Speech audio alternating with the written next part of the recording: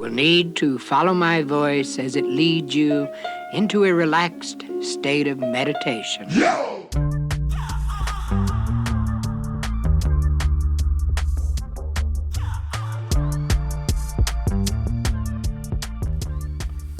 Welcome to the Hobby Grow podcast.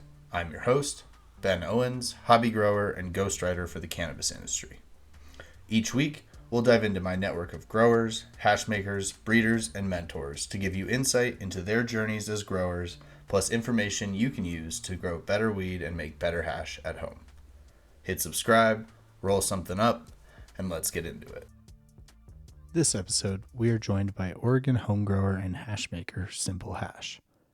Gavin got his start growing in Colorado during the pandemic, a hobby that quickly grew into a home hash making effort. As time went on, he was able to build out a couple of home labs to work in that gave him the opportunity to collaborate with other home growers and dial in his technique. I asked Gavin to join me today to talk about his journey as a hobby grower making hash at home, designing a home hash room and what you need for that home cold room, the value of collaborating with other home growers and hash makers, and the differences he's seeing in markets between Oregon and Colorado, having just relocated. So Gavin, how's it going? It's good. How are you, man? I'm doing good, dude. It's been busy over here, getting the grow back up and running and freezing some material to make some hash. So excited about that. Hell yeah, that's awesome. Yeah, man. How's life with you? You made the trek from Colorado to Oregon. What's going on in your world?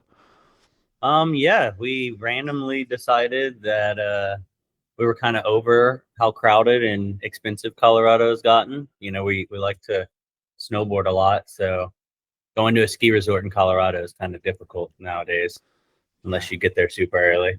So we wanted to move somewhere else with like a little less people and a whole bunch of stuff. So we decided randomly, let's move to Oregon. Okay.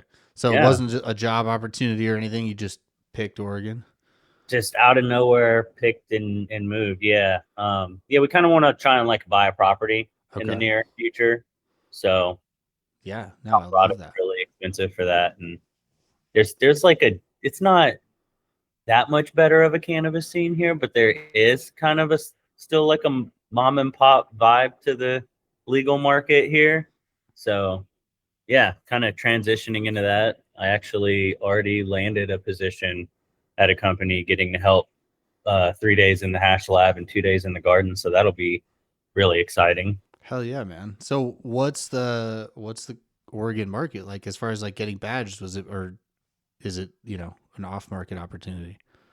It's the same as Colorado, really. You just spend the $100 or whatever and you get your worker's permit, I want to say is what it's called. Good for like 5 years here though. Oh, that's dope. A lot longer. Yeah. And that's kind of it. I was able to do it from Colorado before I even moved here. So I was already like applying to jobs and stuff before getting here. Okay. And that was just using skills you built up in the home hash lab to now get a job.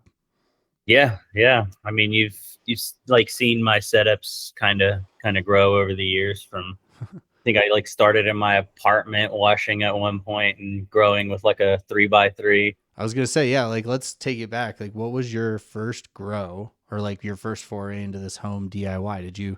Were you growing before you made hash or were you making hash first?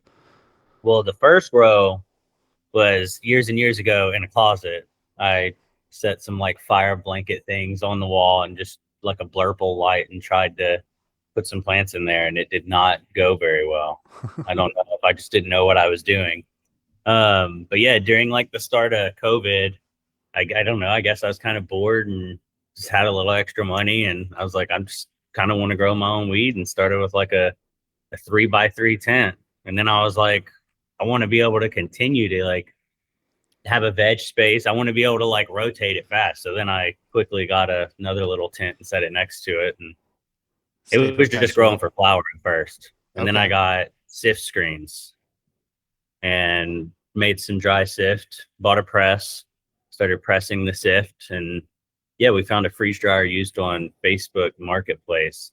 That was kind of a deal that like I couldn't pass up for $1,500. Like I know it sounds expensive now because you can go get them at Home Depot or Costco or whatever for that price, brand new. But back then they were like $3,000 and above, I want to say, or something. Yeah.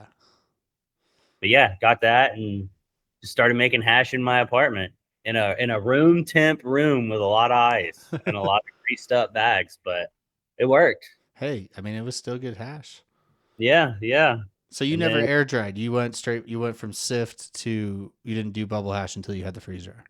I mean, I've tried making bubble hash in the past, but it was never successful, I would say. Okay. It was very dark. It was Yeah. very bad quality hash, I would say. Right. A step above, but it could be way better.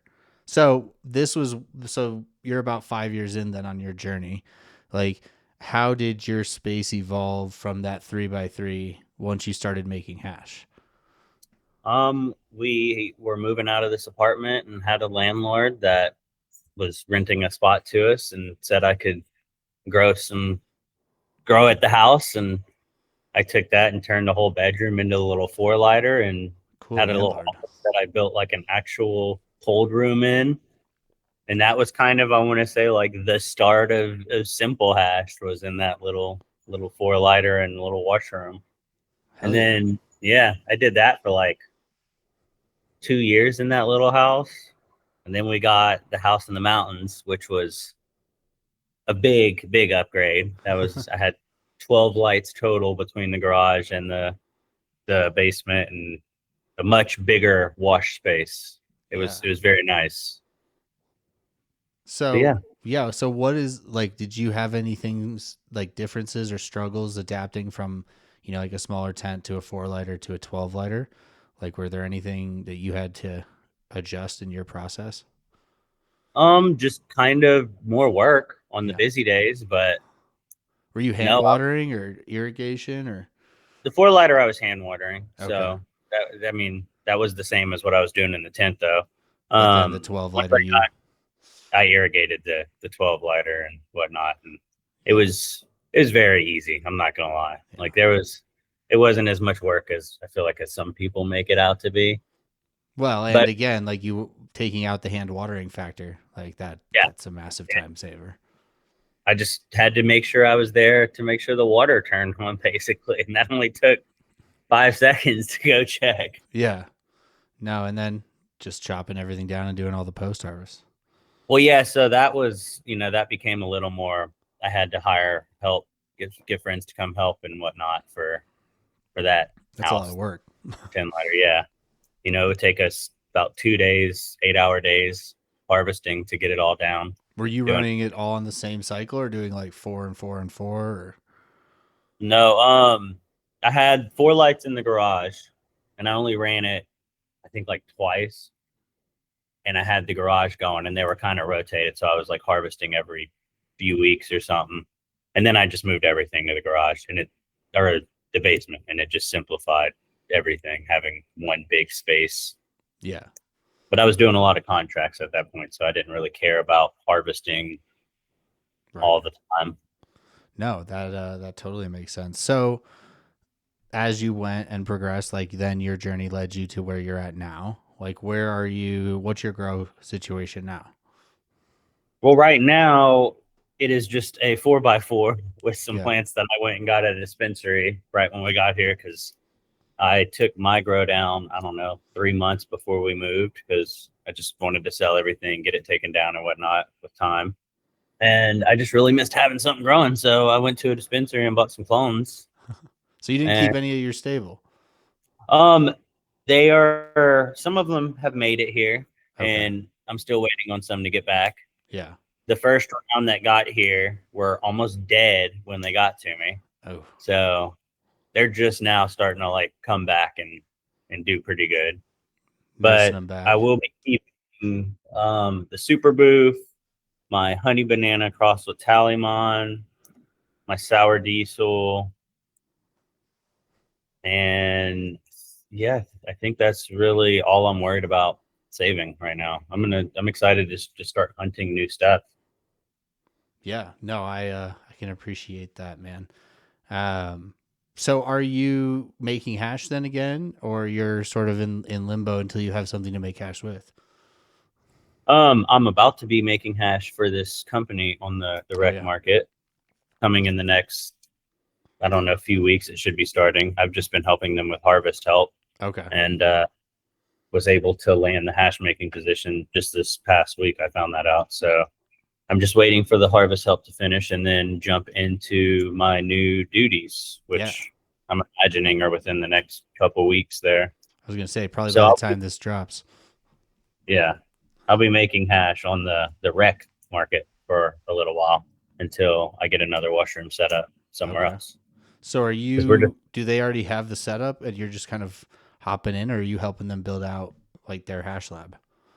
So they actually have a lab already that they've been working in, and it's nice. It's just like an old commercial kitchen space, but they have a new warehouse shop that they just built at one of their farms that they're building out like a whole new wash lab, and it's got floor drains and plastic spray down walls and two sides in the walk-in freezer. Yeah. So it'll be pretty legit. Yeah, there's going to be one side just for washing and then one side that's separated by a wall and a big door for pressing and freeze drying. So Hell yeah. pretty hyped on that. So it sounds like I might get to help set that whole thing up, which I don't know. I find that to be one of like the funnest parts in growing and making hash is like trying to design an efficient garden and washroom, you know? Yeah. No, and it's something that I've admired. Like even just looking at the stuff you've built out, like outside of just washing in a tent, like you were definitely one of the first homemakers that I was seeing in the area, like doing a build out. Like making a dedicated hash space. And so, like, what went into that? Like, did you went from room temp to like, okay, I'm fully in on this. I'm going to build a space. Yeah. Yeah. No, I had a window unit and a window and a cool bot, and I put it in there and just set it as low as it would go. And yeah, I wanted to be able to make hash a little more efficiently. And Like I not was, have it temporary. Like it was just ready to go.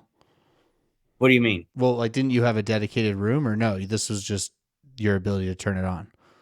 Well, I turned it into a Okay. room. It was like just an office room that I like hung panda film on the walls, and I put a pond liner in the floor and Okay. turned it into a wash space. Yeah. I mean, that right there is great tech for anyone who's building a washroom in their second bedroom. Yeah, all you need is a window that Okay. you can window unit in, and yeah, you can just sump pump water to wherever and run water to wherever with hoses. So you don't even need a drain. Crazy. Yeah. I'm standing here in my office, like, okay, so how hard would this really be to turn this into a washroom? It'd be probably pretty easy. Yeah. So the main things you're using are, insulated panda film and a window unit and a cool bot, and that essentially puts you there. Yeah, I mean, most of the time I've kind of ran with the whatever insulation is in the wall, but I just Okay. film over. Yeah. I Okay. mean, like, I think I've built two walls in my process of building cold rooms Yeah. that are not weight holding walls. So I didn't have to be careful or anything, but they had like 1 inch foam board on them, but every other three wall was, Okay. And it just kept temp, like no issue. yeah. Yeah. My last one would get down to like 44 all summer long, which was pretty good. So where did you start learning? Like, where did you go to figure out your cold room build out? Just reading things online, watching YouTube videos, talking with other friends. I've got to go and like, I've had the like opportunity to work with at some people's rooms. Like Doobie Dudes is one person that I've got to go work at, and me and him like to spit a lot of tech back and forth. So that kind of goes into play with building the cold rooms. I don't know, just Yeah. a lot of seeing other people's rooms and just coming up with my own ideas and making it work. Yeah. I mean, I think stepping into other people's labs has been the most eye opening thing for me, and being like, oh shit, that's how you solved that problem. Like you only see so much on Instagram that, being in a lab, washing in somebody else's space, you kind of see what works for them that you can adapt to your situation. Yeah, definitely. And like nowadays you can go on Low Temp's page and like see how they set up a whole washroom in a garage that, I mean, it looks more professional than some commercial facilities I've seen, you know. It's Yeah. kind of Well, and with everybody hopping on the hash train, some people are retrofitting some of these scarier spaces. yeah. So, I mean, that's something I wanted to talk to you about as well. I often saw you working with other people in the space, like other home growers, other hash makers, doing collabs or you were washing in their space or they were washing in your space or sharing material, things like that. Like, how did you sort of approach collaboration as you were on this journey towards making hash? I mean, people would hit me up needing material washed. Or I mean, at first it was like I would make a post on Instagram, like looking for some fresh frozen to wash, or you know how everyone does when they're like getting out and they make a washroom. And Yeah, I yeah. don't, You're like, hey, I need some material to put through this room I just built. yeah, and that was always fun. You know, you'd get a lot of messages from people with little tents and stuff that they'd want you to do it, and it was always fun. But you know, some people aren't very consistent with how they harvest or careful or really know what they're doing, I should say, and Yeah. the quality just isn't always there. And then I don't know, in the last room that I built, the nicest one that I built, I posted a picture of it once on Instagram, and people just started hitting me up with that about that one, and that was kind of like a build it and they will come type situation for me. And I don't know, I found a couple gardens that I just consistently worked with on top of mine as well, and I just stayed pretty busy with it. And then some of the like people washing in my room or me washing in there, it's just kind of like, hey, I need a space. Can you Yeah. help me out? Type situation. And yeah, Well, and getting to try out different equipment, I've seen you've been able to like play with the mini Osprey a little bit, and oh yeah, I love the mini Osprey. it's it's quite a tool. I wish I had enough material to justify having one. Yeah, I mean, if you're not doing a lot of material, if you're just like hand washing every so often or Yeah. washing every so often, I'd say hand washing is plenty fine. But like if you're doing multiple washes a day, 3 or 4 days a week, like Yeah. I mean, your back will get tired after a No, while from stirring the paddle. You know, it makes it nice to just turn the button. And man, those machines, they're nice now. Like yeah. cleaning them, and they're all stainless. The consistency of how they wash things, like they're pretty good. They came a long way since the plastic bubble magic machines. Yeah, I mean the upgrade to stainless I think is a massive upgrade for any hash maker, and it was always one of the big reservations I had with the big 5 gallon machine or the 20 gallon machines. But I know plenty of award winning hash has been made in those machines.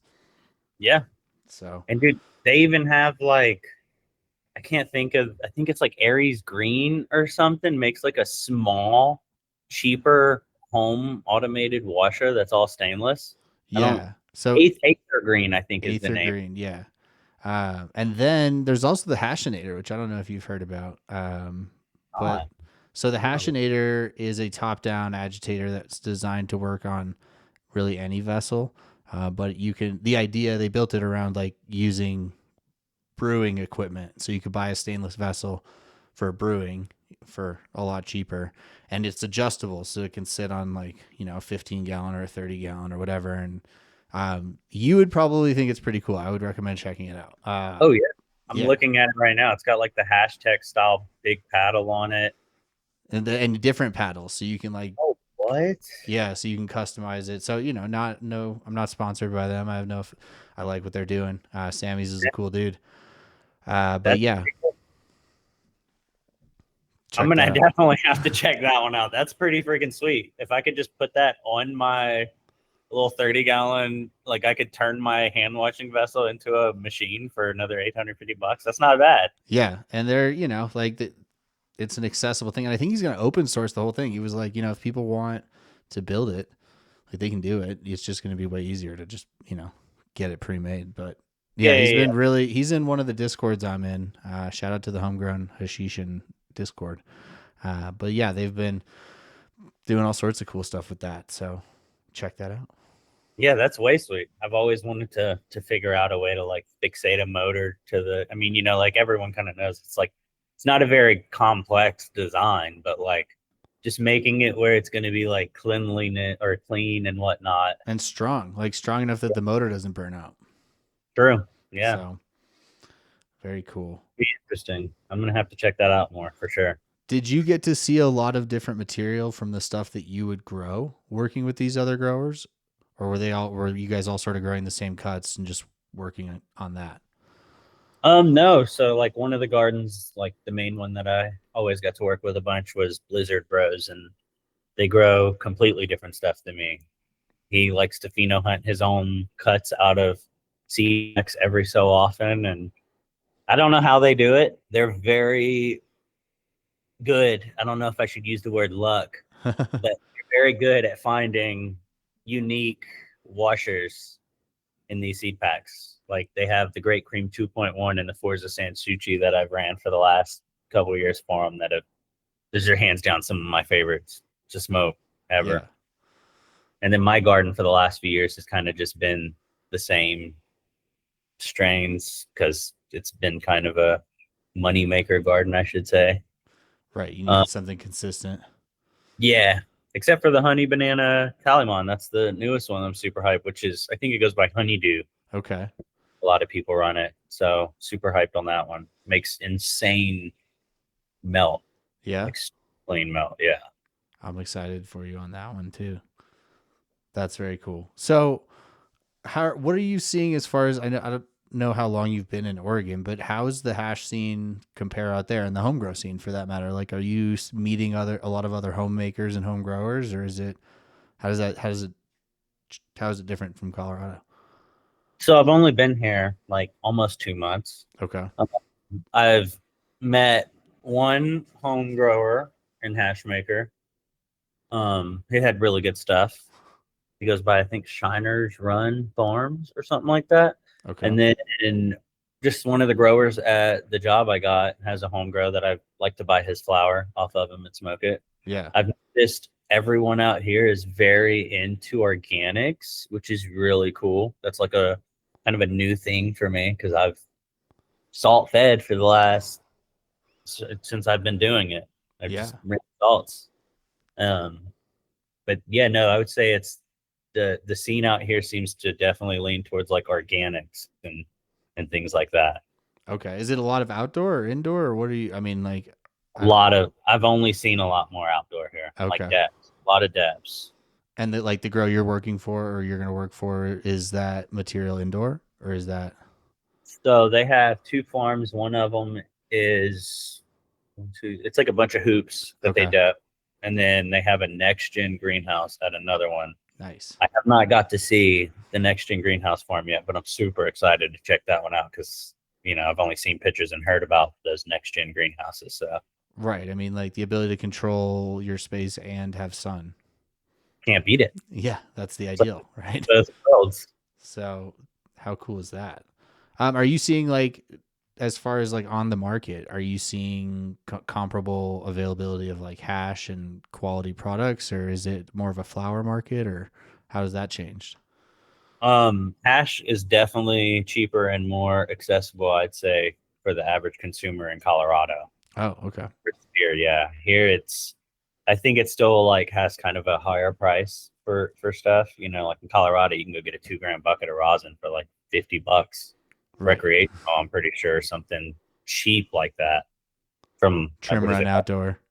It's insane. But over here, I don't know. It's like it's a lot of the BHO is thriving here. Okay. From what I've seen, that you can actually get like good quality BHO out here, which I feel like in Colorado has kind of diminished to nothing. Yeah. So maybe a little bit still enjoying those live resin days. Yeah. And then, yeah, you can definitely go to a dispensary here and actually get good flour without, you know, breaking the arm and leg at the wallet. It's not bad on the flower market here. It's pretty cool. And clones are readily available too. Yeah. Yeah. I thought that was kind of cool. I could just run in a dispensary and grab clones. I don't know when the last time I saw clones in a store was. It's definitely been a while. You have to hunt them out here. Like, there's places, but it's not every dispensary anymore. Yeah, for sure. Did you pick clones based on hashers, or just, you know, what was there? I just picked one based on what was there. I'm probably not even gonna hash any of it. I'm probably just gonna hang dry it. Okay. I like smoking flour a lot though. So Yeah. No, I'm big on flour. We grow about. I try to do half and half, but this time it was about 75% for flour. I had a whole yeah, tent that like didn't none of it glove tested to the point where I was gonna throw that in the freezer. yeah. And then it just sucks if you like have these plants that you've been growing and you don't get much out of it. It just Right. sucks. Well, and it's sort of like how much pain can you tolerate, right? Like if Yeah. you put 3 plants into the wash and you get under 10 grams of final product, like Oh, that's that's brutal. yeah. The some of the best tasting stuff often, but yeah, not viable in most cases. So do you do anything different in the grow when you're growing for hash versus flour? Not really, no. I'm gonna be honest, no. I just kind of always do the same thing. Heavy de-leaf, heavy like pruning and stripping the bottoms up, and Just yeah, I bucket don't into really the like freezer. larch. So I try and just make the plant not grow larch at all. Yeah. And But yeah, so, I but don't, from a washing standpoint, does that you've seen that help as far as, yields and things as opposed to like having larvier plants and larvier buds that are more airy and more easily exposed to the water? I think it was just kind of like with harvesting. I just wanted to have my harvest easy and not deal with a bunch of larvae Yeah. bull crap. I just feel like I was growing like with the LEDs for sure. I feel like they don't penetrate through that canopy the best, and like you get a lot of wasted stuff on the bottom if you're not pruning it up. Oh, 100%. Plus airflow, right? Like it's, Yeah, I've that's, always been afraid of like mold and PM and all that, so I've always just wanted to have not a super dense canopy where air can't move through. yeah. I mean, as someone who has had PM, it's not fun and is not something you want anywhere near your plants or hash. Yeah, I think Uh, we've all experienced it one yeah. time or another when growing, or bugs or anything. Yeah. It's not fun. It's but it's part of it, right? It's part of the learning curve. And I'd imagine Oregon's climate is different than here, unique challenges as well. Yeah, there's just since helping with like harvesting in places and whatnot, like I have seen the bud rot and the mold issue that people talk about out here. So Just higher humidity.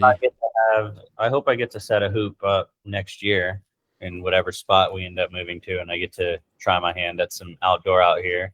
So that'll be a learning experience. Yeah, that'd be cool. Plus, tons of sun-grown resin to play with. Yeah, that's my favorite to wash. Definitely. Yeah.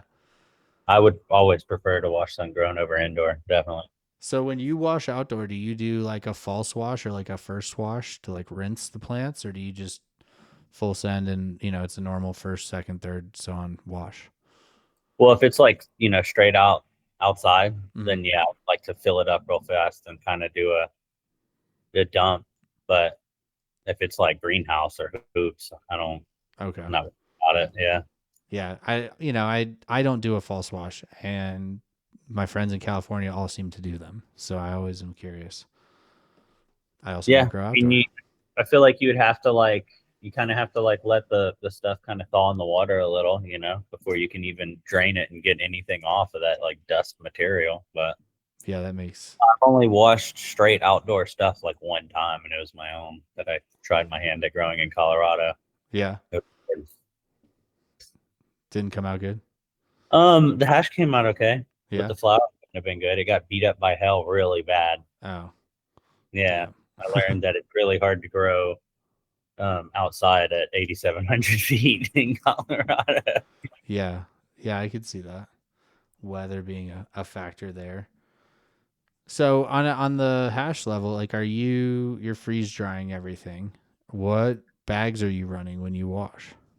I've always ran Rosin Evo bags. Okay. They're kind of I mean, their prices went up drastically since I first started using them, but they've always been one of the more affordable, like taking the factor and the quality and the price. Like they've just always been the best to use in my opinion. I like to consider bags as disposable. Okay. If you're washing every day or full time or whatever, like every 4 months, 6 months, you should probably be like getting a new set of bags, honestly. Yeah. No, I But mean that's a good recommendation. How do you clean your bags? Do you clean your bags or? I always spray them out like immediately. Like I take them, put them upside down on a 20-gallon bag, and like, spray everything out all the way.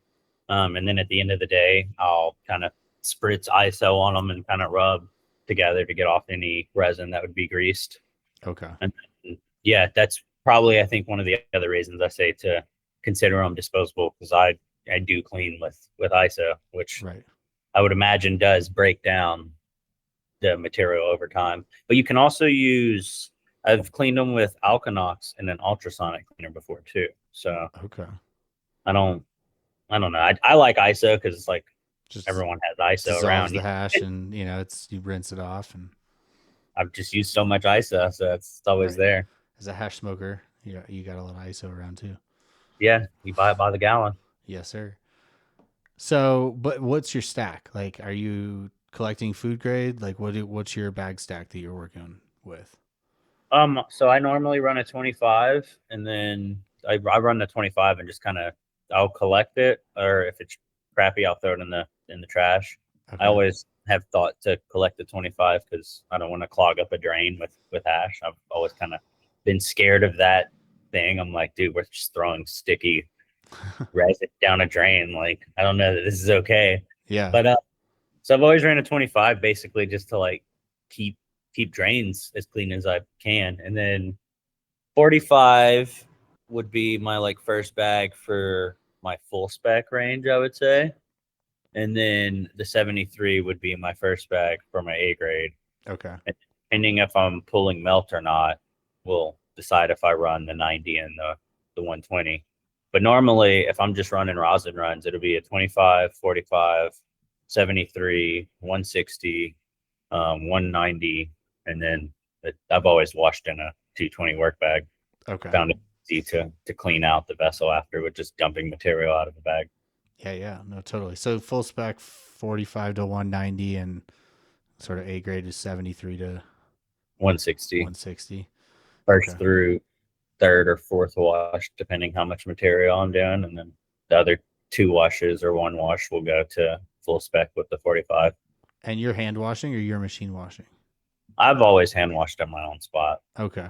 I've ran Bubble Magics before, but like I Yeah. would always just recommend someone like if you're gonna get into hand washing for sure, unless you have a ton of money.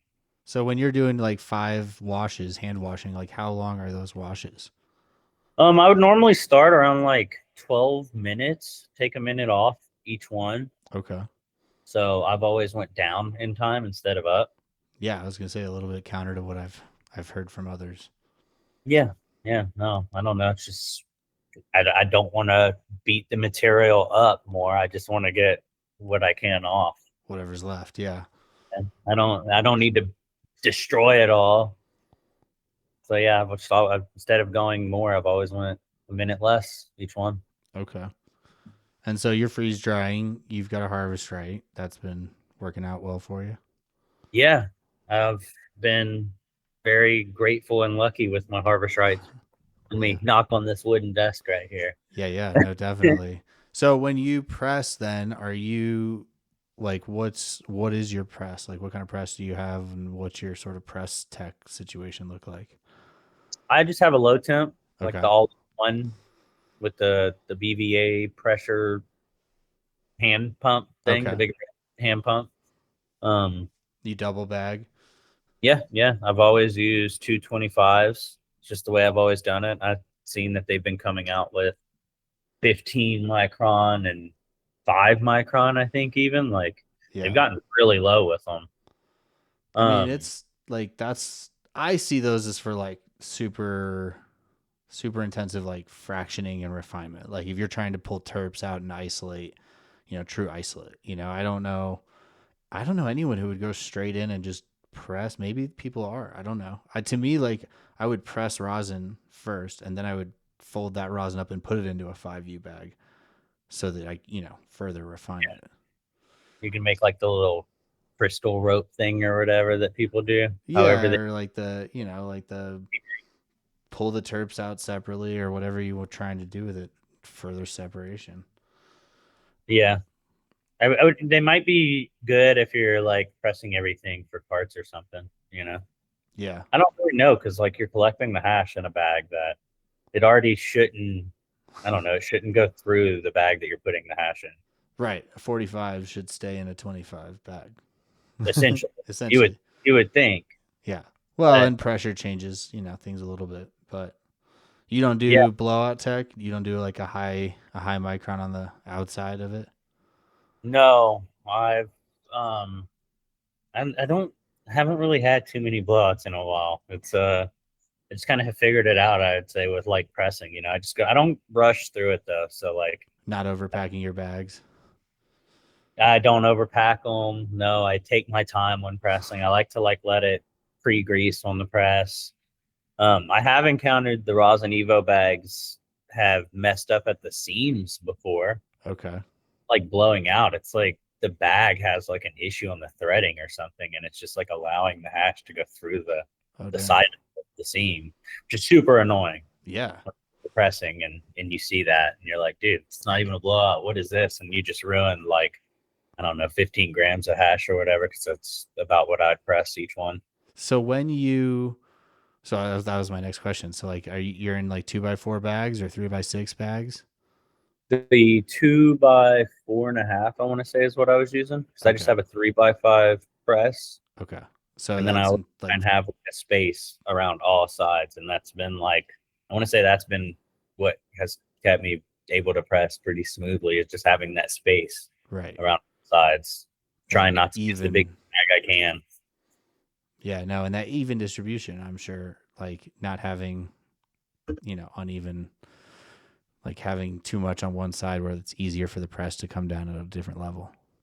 Yeah, I mean, I've always tried to, like, whenever I always try and fill the bags with like the sand texture of the hash, like after I sift it out of the freeze dryer, and then I've always just tried to kind of grease it up in the pouch between like my hands Okay. as I can. So Do you vac yeah, tech or do you just go straight from freeze dryer to bags to press?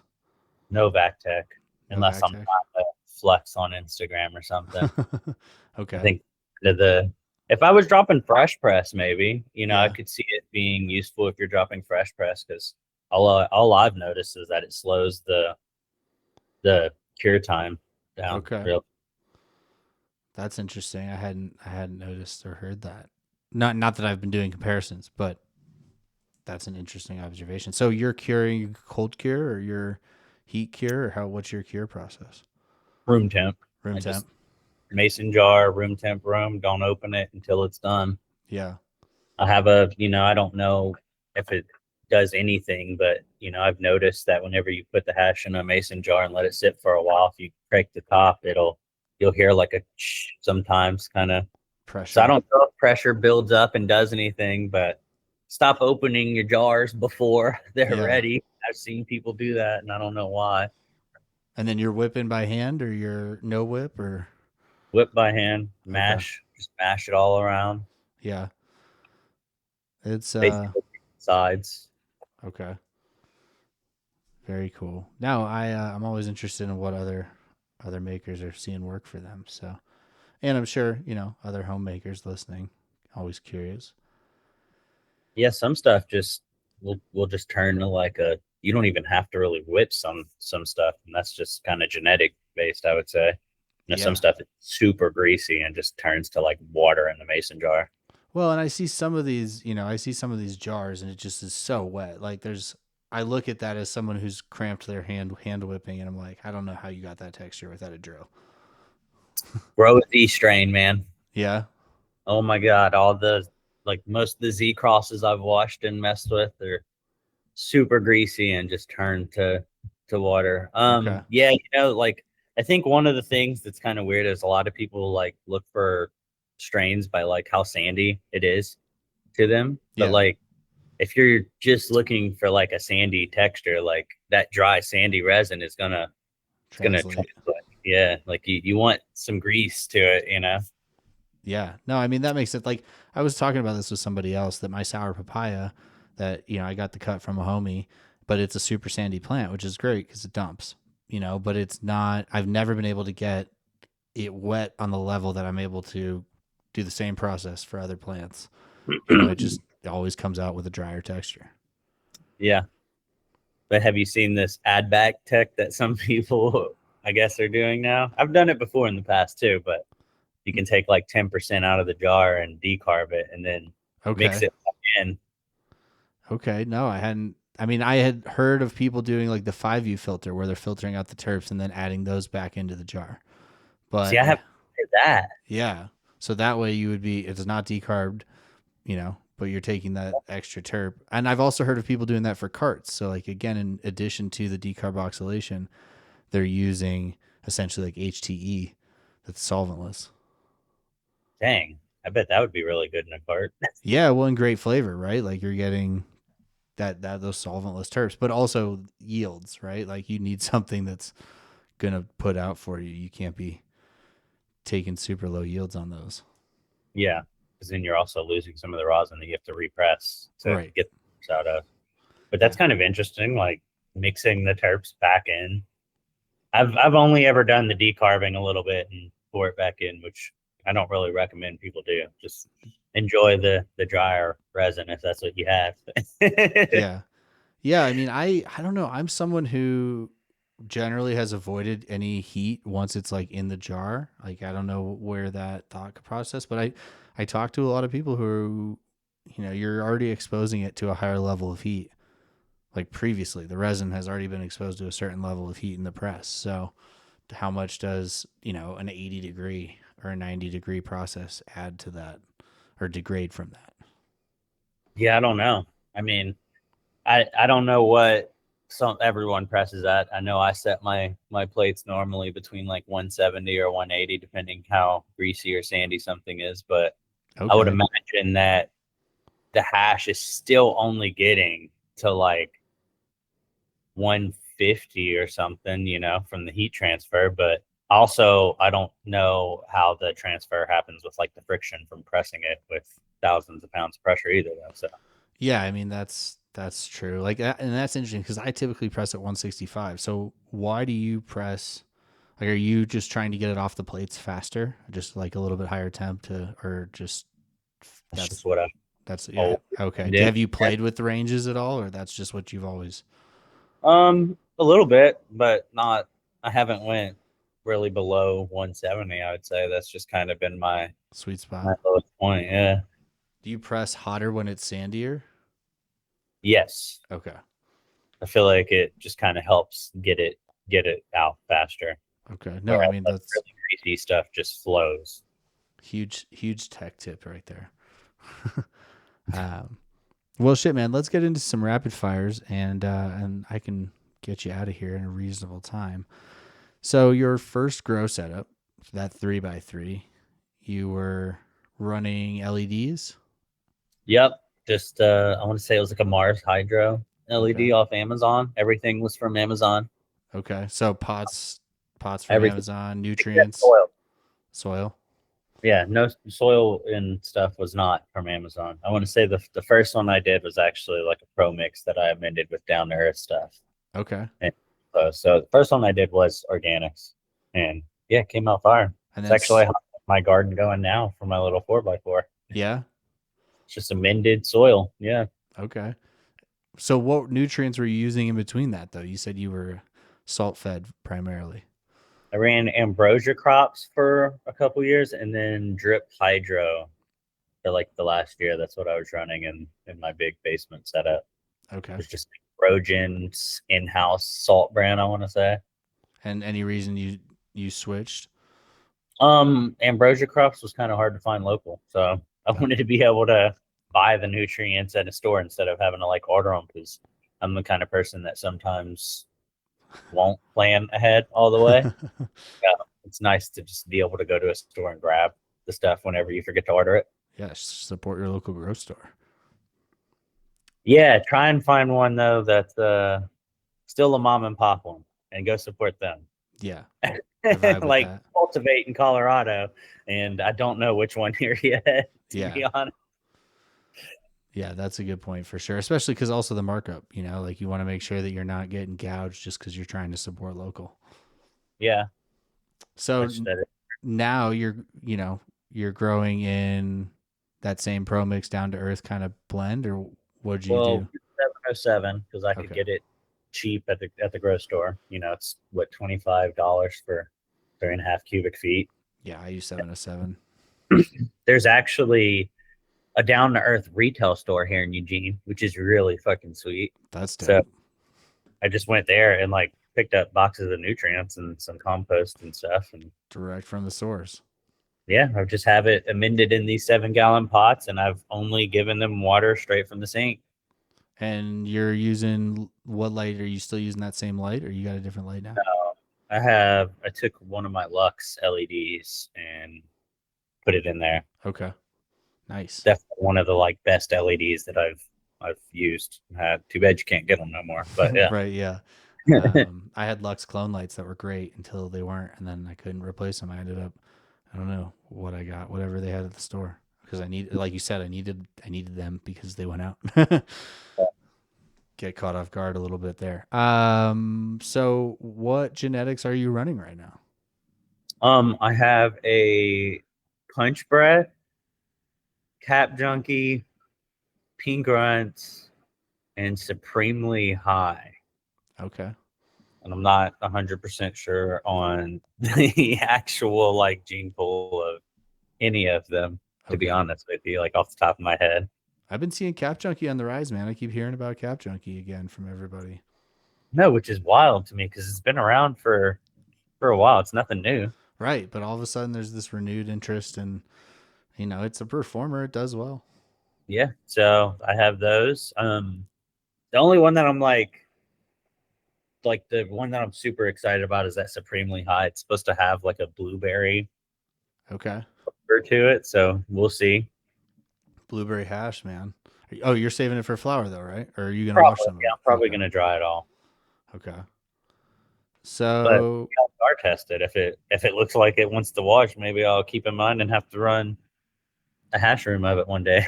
yeah. Are you in like what, 5 gallon, 10 gallon pots? 7 gallons. 7 gallons. Okay. And that's your final pot that's what you finish in? Yeah. Okay. Are you a wet or a dry trimmer? Dry. Yeah. Sure. Yeah, I don't pull hardly anything off whenever I harvest for flower. Okay. I mean, I pull like some of the big leaves off. Anything that's like crispy, I'll take off right away. But I try and leave most everything on the plant.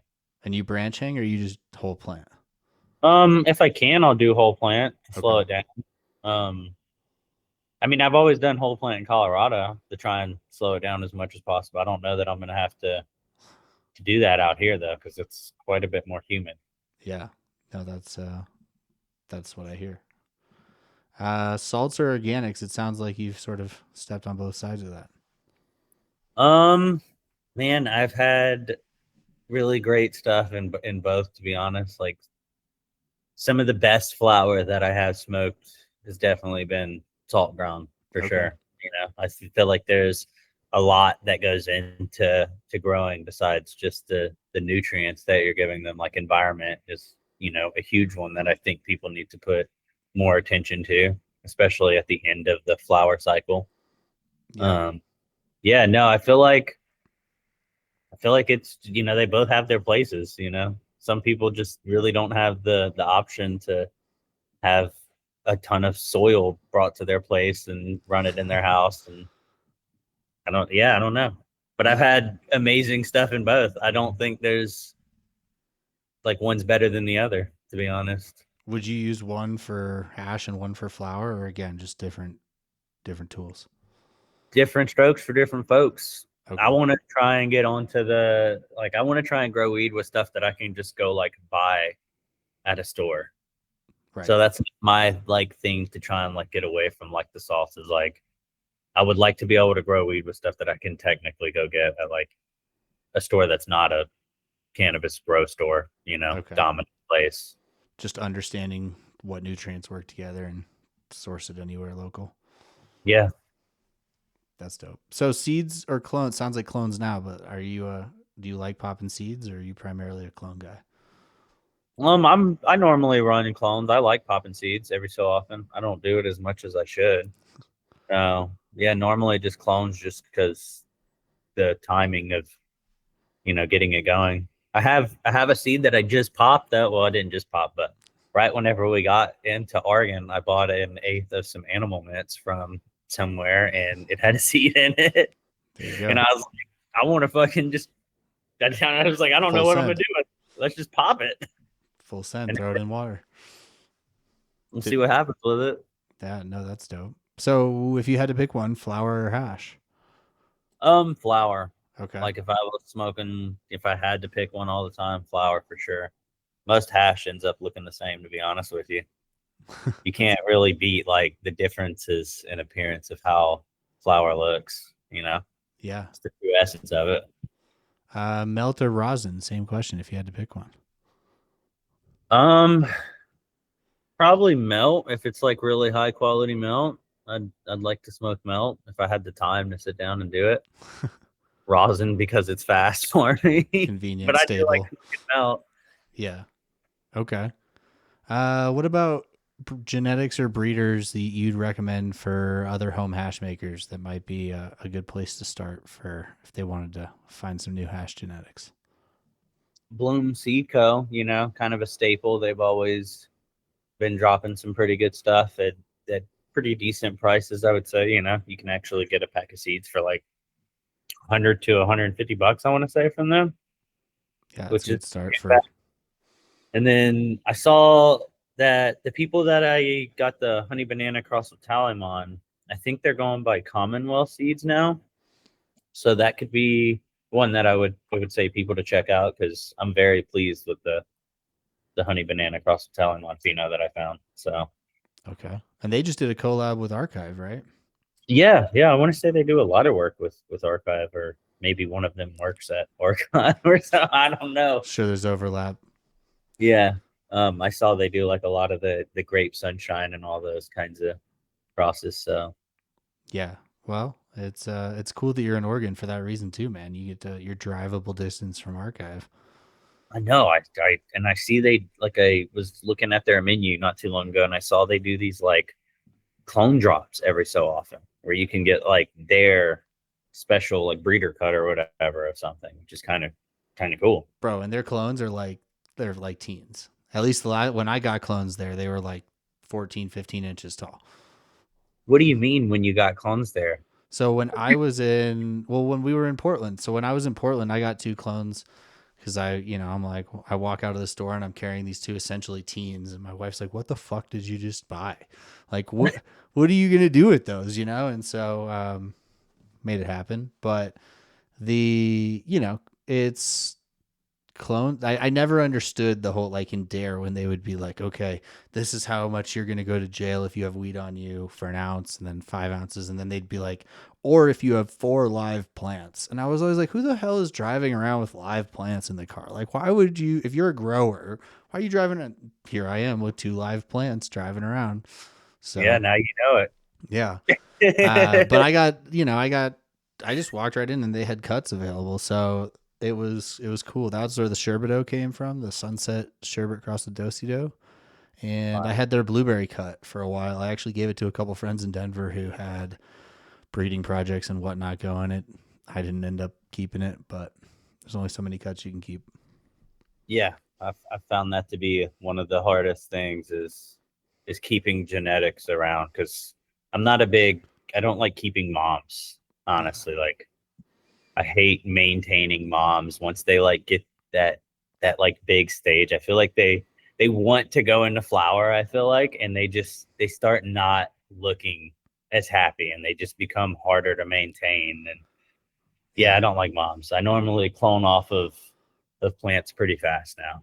Yeah, I've been that. Again, like home grow, right? You're limited on space and all the things. So if I don't need to keep an extra plant alive and I can just clone off of this one and then throw that one into flower, like way easier for me. Dude, I have not figured out how some of these people that are traditional market brands with like setups out of their house, like some of the libraries that they keep around. It's like, how do you have 60 strains on deck? Like where do you keep all these? Well, I and don't like I see, like I had 23 at one point. I had 23 different cuts, and a they were lot. in like they'd go into a 2-inch pot, and then they'd go into like a 3-inch pot, and after like a week, they'd get cloned, and like it was just a constant, perpetually cycling out of clones. But I know people who keep them in arrow cloners, and they'll have like 120 arrow cloner sites, and they'll clone from them. They'll let the plants just keep growing in the arrow cloner. When they get too big, they'll take a cut from the top and then restart the process. Oh, that's not a bad idea. That's pretty good tech. I'm gonna be honest. I didn't never thought of that. Yeah, but again, it comes down to how good you are at keeping your arrow cloner clean, and how good, how comfortable you are with the genetics in your stable. Like my biggest concern, having now had to restart, is if I take in a cut that's dirty. Like if you're in an arrow cloner, everything in that arrow cloner is getting it. Yeah, I've never tested any of my genetics either. I don't know if anything has that HLVD or Yeah, I any. had 3 plants with it, and it started with one, obviously, and then I started testing a few, and was like, okay, it's present, it's here. Like even if they're not all tested, like it's in the grow. So I just hard reset everything. Yeah, I don't know if that I've ever had it. I may have it and just not know, because I know that in some stuff it just won't show any signs for a long time or something. Yeah. Well, and if you're keeping a stable, I feel like it's more likely that something like that might show up versus if you're turning and burning and you're not growing out these large moms that are more susceptible to everything. I feel like there's a chance that can help have kept you out of that cycle. Yeah, I mean, I could have it, like I said, and not Right. even know it too. I always tell people when I give them cuts, though, like, hey, these aren't tested. Like, Right. have a quarantine space if you don't, because I'm not responsible for anything. Like, Well, and you should quarantine. Like, and if you're bringing in clones to an existing garden, you should quarantine. Like, if you're just like, hey, I don't have any plants, and now I have 4 plants, like, I don't think you need to quarantine them. They're quarantined by nature of you didn't have plants. yeah, that's different. Yeah, like you don't need to go through all that extra work, bro. Like you're fine. Just Yeah, grow those 4 plants. Um, okay. Well, what's keeping you excited about weed these days, man? Like, what are you looking forward to? man, everything about the plant excites me still. Like, just watching the plant grow is like one of the most positive things. Love that. Like, watch, it's just it grows so fast, and I don't know. Daily time with plants, man. Yeah, I don't know. I everything about cannabis just excites me. Like, I get really excited with how the new sift kind of static thing that in the hashback setup, and I'm kind of interested in to see what all that turns into. Can we get into making solventless hash without the plastic bags and all that? Yeah. Could be cool. Yeah, what they're doing is cool, especially the stuff with like the naked press, like no bags, no nothing, just oil. Dude, I can't find anything. Like, I went through the guy's page. Can't I don't see anything about the naked. I see a bunch of stuff about the naked press, but I don't see the naked press. I just see a mason jar dripping with hash in it. And like, I want to know what this thing is that he's doing. It's got to be something that like he's working on, like patenting or protecting or something, because if you saw it, you'd be like, oh, I could make that. Like we've seen with a lot of these rosin press companies. I'm very interested to see what this naked press thing is that he does. And then there's like the big static sift machine that I saw some company is doing, where it's got like 2 walls, and like one side collects the heads, and I guess one side collects like the contaminant. Yeah. Kind of interesting. And then the vacuum thing that some guy is doing, which I think is the same hash crew Yeah, I guy. think some of that is, yeah. But I mean, it's cool to see the Hash Tek that keeps coming out, right? Like, I think Hash Tek is constantly evolving. Like, we're lucky to live in places where there's such a high concentration of people who are experimenting with concentrates. Yeah. And that we have the ability to like just grow these plants in our house and get to play with things, and Right. we get to be in the forefront of what's happening still. Yeah, I mean, it's cool. Like, it also goes to show, like you said earlier, it's not as hard to do some of this stuff as the people want to let on. Like you can grow at home, you can make hash at home. It's definitely doable, and you can make probably equivalent hash to what most people are used to. You may not jump right out of the gate and make award-winning hash, 6-star melt, but you can get there if you want, if you're willing to work on it. I try and tell everyone, like, if you have your own like spot, like you should have, if you smoke flower, you should have a little tent set up and grow at least your own flower. I get it's kind of hard to like supply a hash habit if you are like an avid hash smoker. It is kind of hard to supply your habit with a small setup. Yeah, I mean, if you've got dumpers, I guess if you've got really good proven cuts, like you could do it in a smaller space. But yeah, I would say it's easier to supply a flower habit than a hash habit, at least from a small space. Yeah. If you have the opportunity to get a freeze dryer, though, you don't need a cold room to make hash. So yeah, these days you can go to Costco, get it for $1,300 brand new. Yeah, you can use it for your run of hash and then go return it. There you go. Yeah, they're like, why does this smell? I don't know. It smelled when I opened it. It was really weird. That I only tried to put cookies through it, and all right. Well, if you were to leave people who are listening, home hash makers, home growers, with some advice, what would your advice be to them? Don't treat it like it's like a science experiment, when it comes to making hash. Don't think that you have to have like a perfect dialed in setup. Just if you have a freeze dryer, you can make hash pretty easy. If you don't have a freeze dryer, you can dry some flour and get some sift screens, and then you can press that. But yeah, no, just work with what you have. You don't need a perfect setup to grow weed and make hash. No, I think that's great advice. It's the photographer, not the camera, as they say. Yeah. Okay. Well, so where can people find you, man? If they want to see more of what you're working on and keep tabs on the hash and the plants you've got going on, where can they find you? I don't really ever post any of my cannabis stuff online. Well, I guess I do on X sometimes. What's my handle on X? My Instagrams just get deleted all the time, though. Okay. But I do have an Instagram, and I just don't post much like weed content on. But It's simple.melts. And then I have an X that I guess I actually do post some stuff on, which is just @simple_hash. Okay. No, that's great. I don't really post a whole lot anymore, like weed content, just because the ban police, they've really destroyed the Instagram. So you're on, where are you spending your time? Discord then? I hang out on Discord with some people. Yeah. No, I haven't really been doing a lot of the social media stuff much. Like I haven't really been doing my Simple Hash brand. I've been kind of like focused on connecting with people like here just more. Like I've been really focused on this rec market kind of job thing, lining that up. Yeah, I mean, it's a cool opportunity for you, dude. Yeah. I'll probably start posting again. I'll have to make another Instagram probably because I don't want to lose this one. Yeah. Hedge your bets here. Do what? Hedge your bets a little bit. Dude, it just sucks whenever you like have these conversations with people that you would love to go back and read again, and they're just gone, Right. Yeah. I mean, the tech is all in those DMs, right? And you have all these people that you finally were able to connect with, and now you're like, hey, by the way, I'm that random in your requests again. Yeah, exactly. Yeah, it sucks. Like we know each other. We've had conversations. I swear. Please open this.